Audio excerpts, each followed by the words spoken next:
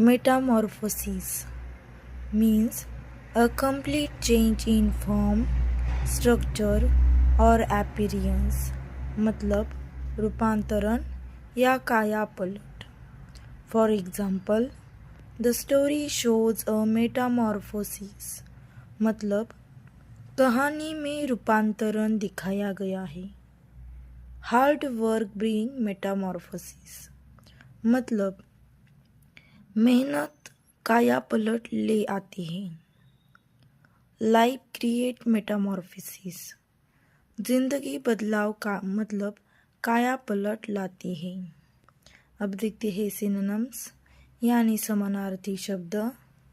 Transformation मतलब रूपांतरण. Change बदलाव. कन्वर्जन परिवर्तन.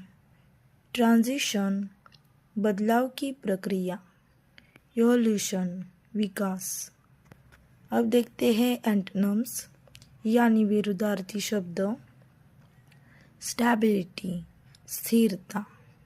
सेमनेस मतलब एक सा बने रहना. कंसिस्टेंसी मतलब निरंतरता. फ्लेक्सिटी जड़ता या स्थिरता. इम्यूटेबिलिटी मतलब अपरिवर्तनीयता. Thanks for watching. See in the next video.